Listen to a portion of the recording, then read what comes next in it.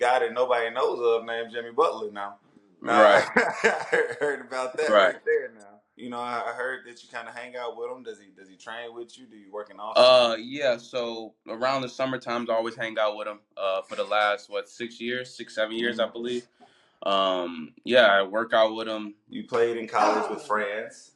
Right. And how was that? Tell me about that. Do y'all still talk? I was talking to him, but I was trying to like let the USA win, but he wasn't there. Facts. But yeah, no, yeah, I still talk to him. That's my guy. We call him Boogie.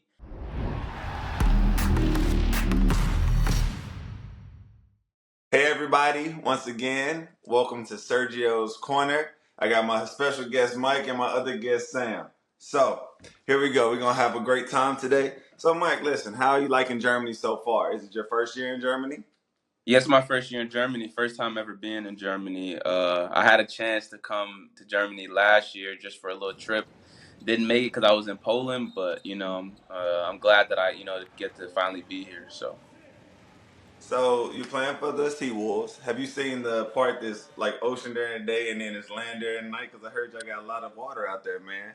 Yeah, I only see all water. I'm in the city center, so like I see all water, the boats, and all the docks and stuff like that. So I'm out here by the water. Okay. So look, I heard that you had to sit out for the game against Oldenburg, which has the reigning scorer, Dwayne Russell, who was on my show earlier this year. So how's the ankle injury, man? How you holding up? How you keeping everything? Is it good now or? Yeah, I just have to, maybe like a week off. Just an ankle sprain. Have to, take it day by day. Do my treatment with the physios, and continue to lift and be around the team and try to uplift them. I wanted to really play in that Oldenburg game. It was a really close game. It would have been a really good win if we would have got that one. It hurt me to sit out there and watch. I'm a player. I'm a game time player. Like I really like those type of games. But I think we can still take a lot from that loss.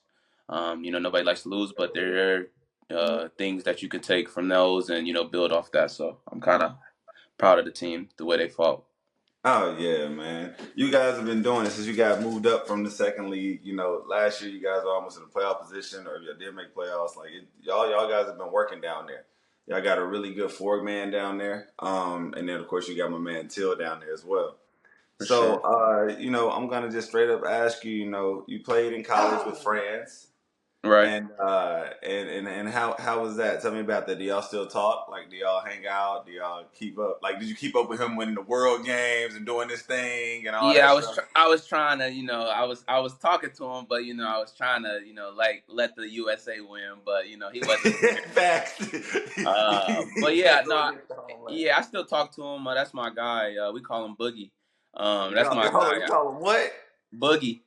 Oh yeah, I need the explanation to that I one just right there. just Coach Howard called him Boogie, so I just I ran with it because he was there before I got there that one year. Mhm. But I don't know why they call him Boogie, but we call him Boogie. But yeah, that's my guy. It was a really fun experience to play with him. Just to see a lottery pick Right. grow in front of your eyes, and it was just like like this dude's really a top 13 pick in the NBA draft. Is crazy. At 19, he was doing this. And it's just crazy the talent that he had and that he's continued to grow. I'm really excited for him. I think he's going to win Breakout Player of the Year this year. Yeah. But he's a good dude, great dude. He taught me a little German. I can't say the words that he taught me. Shout out Oh, to he talked not the cuss words. shout Now he out to talked the Franz. cuss words. I'm not saying the words, but I'm gonna just leave it there. But yeah, good dude though, my guy. Just watching his growth because I've been in the German league so long, and then his brother as well. Like he is coming into his own, really, and you could really see it. I mean, you see it in the league because he was playing great, but you could really see it in the World Cup. Like before he got, he was out for a little bit. He was out there working people, man. Like Right. he was really getting to his own. It's amazing to see that type of growth and how people who grew up in the European game can transition to that high of a level, like with him, I'm Lucas, Giannis's, all those type of Yeah, guys. I think the European is actually, becoming really dominant in the American game nowadays. for sure. So now listen, you was a fan of Chicago Bulls. Now my roots, my mom and them are from Chicago. My sister lives in Plainsfield. Mm, So I heard that you became close with this guy that nobody knows of named Jimmy Butler. Now right, I heard about that right. right there. Now, Yeah. so what is it like meeting him? I heard that you kind of hang out with him. Does he train with you? Do you work in off season? Yeah. So around the summer times, I always hang out with him. For the last 6 years, 6, 7 years, I believe. Yeah, I work out with him. We go out to eat, me, him, his cousins, trainers, the people that we call our family. Like, we're all like a family. So we all do things together. This year, I was fortunate enough and blessed enough to go to China with him for a shoe tour. That's nice. For like 7 days. So I was in China going to all these places and, seeing all the fans out there in China that love just one person is insane. Like, you would never think that you would be able to see that.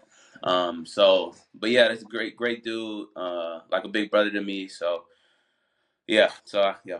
Well, yeah, I heard after you had your first big game out there in Germany, I heard that he reposted it, and I was just wondering, like, I heard his work ethic is impeccable, and I was wondering, In the summers we used to do it when I was in college. We used to wake up at 4 a.m., 3:30 a.m. and lift. Yeah, I was like, 19, 20, waking up at 3 a.m., 3:30. So I had to be in bed like 7:30. I thought I was working a 9 to 5 and had 10 kids. I was in bed at 9:30, 8. But yeah, we was working out 3:30, wake up, lift, go to the gym, basketball, go back, take a nap, eat breakfast, go back to the gym, and then go do like a run and conditioning. So we work out 4 times in a day sometimes, and it was Monday through Friday, and then the weekend was for enjoying each other's company and playing dominoes or playing spades or competing versus each okay, other. So little bones action, yeah, about the little bones. bones, Yeah, okay, little so bones. yeah, so that's kind of how the summers went. Yeah. I think a lot of the younger guys coming up because it's such a talented pool of talent, is trying to get into the European game and everything. I think sometimes they don't realize the work ethic that really has to be put in. You know Right, what I mean? Behind that, I know, we enjoy our summers off because we don't get that much, but you really don't have an off day if this is what you really aspire to do.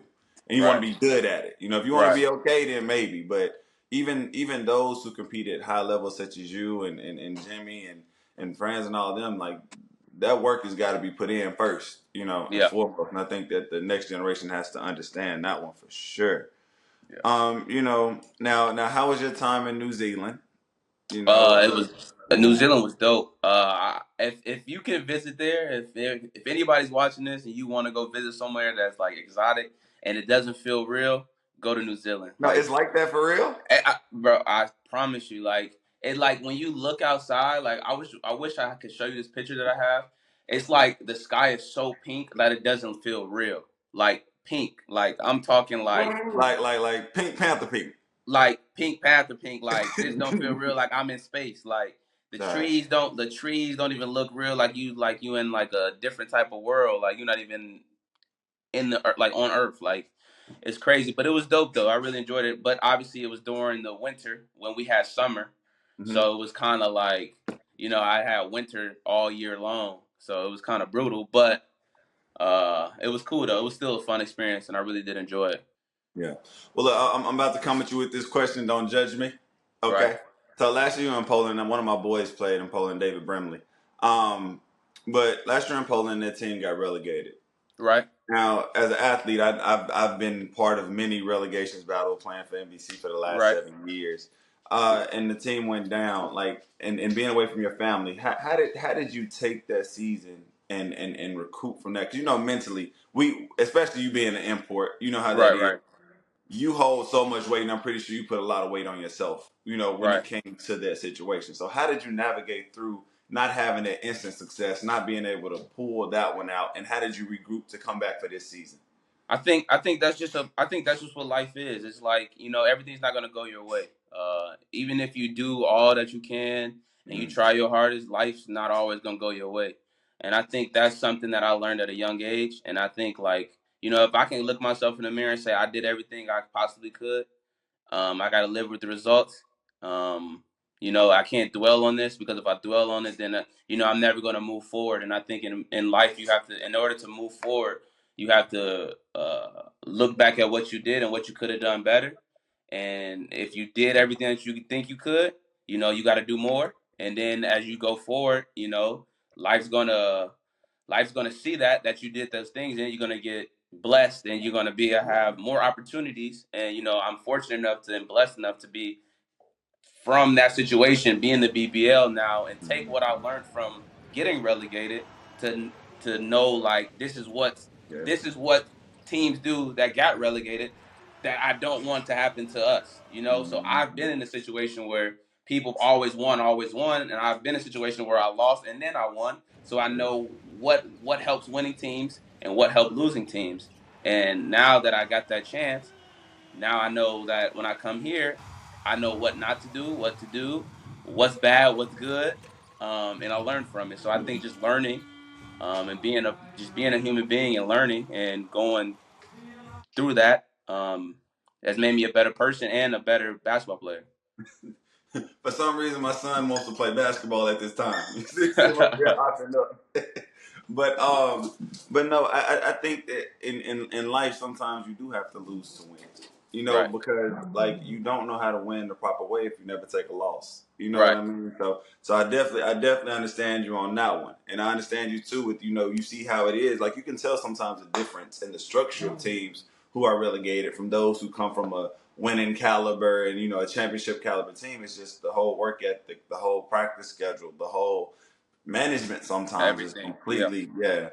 I can definitely understand that. So, so my other question is, how do you really deal with being away from your family? Like what keeps you rooted? Like where do you go when you have a bad game, headspace wise? You know what I mean? Do you call your mom? Like, I used to call my mom all the time. That was my yeah, go-to lady right there. 'Cause she gonna keep it real with me 100%. yeah. I She not think going. I think how I balance it is, if I'm being honest, I really love video games. So that Ooh, gives me a chance to be with my friends that I'm not with at the time, So like it allows me to connect with them, in a group chat. I mean, in a party chat. yeah, While you playing games, you still can compete. You take your mind off everything. You just remember, like, you get some laughs in. You get to compete versus them. You get to talk some stuff. You get, facts. you get to do these things. So that's kind of what I go to, just to like take a step back, like look, like this, it's more than life than just that game, than just basketball. Like, you still have to live your life. And I think at a young age you think like, dang, I just had a bad game, like, and then you start thinking too much, and then now it's like you start falling off a little Yeah, bit. And obviously you're not yeah. at home, so you don't have the right things that you usually do. But I think that's one thing. And I think another thing that I really like is, obviously, like you said, talk to your family members, as much as you can, and talk to your mom, and talk to her, and just see how she's doing, and just take the ease off. Just like basketball is basketball. You still Facts. have a life. You still gonna live to see another day, You gonna wake up in the morning, and you hopefully. have another chance to go out there and compete another day, and you're gonna do better the next game. So it's all right. So Mike, hold up. Let me ask you this, because I do the same thing. I have a squad called Gamer Squad with me, Quentin Hooker, that's playing for Strasbourg right now. My boy KJ, I'm giving y'all shouts out real quick, and my boy Robin Danes. So what's the game of choice? What's the game of choice that you and the boys get on? So I play everything. Me personally, when I'm on and I don't play with none of my friends, I usually play FIFA, right? But when I'm playing with my friends, it's 2K, Apex, Call of Duty, and then I can play Madden. I have all the games. I literally play everything. Like, I'm like real well versed with playing video games. Like, I play MLB. I play everything. So, from what I understand too, it's Rostock plays his first international season this season, Right. like international games. And did that play a big part in the role for you, come? Because I used to love playing Euro Cup. Like 2 games a week used to be so attractive to me, especially Right. as a player. So did that have an influence on you coming to Rostock? So to tell you the truth, I didn't know that we were going to be in that yet. So I Okay. already signed, not knowing. Then my agent to call me maybe like 3-4 days later. Was like, "Yo, like, y'all gonna be in qualifiers for Euro Cup," and I was like, "Oh, that's dope. Of course, I want to go play in something else that gives me Right. that." I've been in a situation where you play once a week, Oh and all my you God, do is it's tough, practice, isn't it? practice, practice, practice, practice, and you just wait. And like you said, like, if you have a bad game, You gotta wait a whole week to try to to get redeem that taste yourself. out, man. And all you doing is thinking about it at practice, like, dang, like, bro, I was Handing out all your buckets in practice. right, Handing them out. frustrated at them, taking it out on them, and then they get mad at you. Why don't you do this in the game? Hey, look, I'm trying. I got a week. Like I'm trying. I got a week. I gotta adjust there. Calm Right. down, boy. Right. But yeah, so once they did that, I was really excited, obviously, because it gives us 2 games a week and it gives us a chance to travel too, like the world. Like, that's another thing that we take for granted is we get to travel the world and play the game that we love. So now I get to go to, like, we just went to Cyprus and it's gorgeous. It's 30 degrees Celsius. Like people out there wearing shorts on the beach. It's And gorgeous. I'm over here bundled up like I'm back in Chicago in the Windy City. Like I'm just over here chilling. Like I'm cold. Like what's going on? It's October. No fall, just straight to winter. So like that's just so that it played a big role too. Like obviously after I was really excited about it. But just playing the BBL is it's one of the best leagues in the world, and for me that's a good stepping stone for me and my future, and my resume for sure. So. It's definitely a good league, and I feel like overseas is getting reinforced. Like we got Serge Ibaka in this league, they got Kemba Walker in the Euro League. Now we got Sterling Brown, who's on my show. Yeah, I feel like he from Chicago too. I know. When I talked to him, I was talking to him. But yeah, like it's funny because like my mom and them, they were born and raised down on 8th Street, so my family's from there. But I lived in Memphis, so it's just right up the street. But yeah. So like that's the crazy thing about it. Like it's 2 games a week was always better for me, and plus you get a chance to you can't practice as much. So if you get on the street during that time, it carries. Like you win. You might lose one in the league, but win one in the European competition and come right back and carry that momentum. Right. Facts. So we're gonna end up closing it now because Lord, it's been so much fun talking to you. But I do this session called WOW, which stands for Words of Wisdom. Right. It's for people who are just trying to get. I'm 15 years in. You're doing it. You friends with all these amazing people. Work out with some of the best. What words, if you could give words of wisdom to your young self or to somebody that's coming up, trying to be in the same predicament that we're in, right? What knowledge would you give them? I would say don't give up. No matter how hard times get, just don't give up. Keep going, keep pushing, move forward. And I promise you, if you keep working, your work will show. It may not show when you want it to show, but I promise you it will show at the right times, and you'll be like, man, like this is a I believe in God and Jesus. Like this is a come to Jesus moment. Like this is what he wanted, and this is the right timing. It's not what I wanted, but he knew it is the best time, and look at it. And this reminds me of that shot that I shot versus Heidelberg. I promise you, I just threw it up there. I shot it, and I was just like, all right, well, we gonna see how it goes. And I know, right? by the Lord's grace, he went in, and I'll take it. Thank him. I'll take it. So. One thing that I always tell people, because I had cancer out there, and I've been playing very well as a German player, and I broke the record for my team, and all that stuff. As I said, it might not happen on your timeline, and right. that's what a young guy's got to say. It might not happen when you want it to knock into gear, but right. If it's for you, you're gonna get to it. Facts. The things that we go through in life help determine who we become as people. Right. So you don't want to win every time and be a spoiled brat. So the thing is, like, you just gotta realize someone else's blessing might not happen on your time. Just right. Like your blessing might not happen on your time. But keep pushing, like you said. And right. All you guys stay up. And Mike, thank you for having. Well, I'm glad I had you on the show. Right, I appreciate it. Talking to you, brother. And go out there and kick butt for the rest of the season, man. Sounds good. Appreciate you. Have a good one. All right, brother. You too. Stay safe.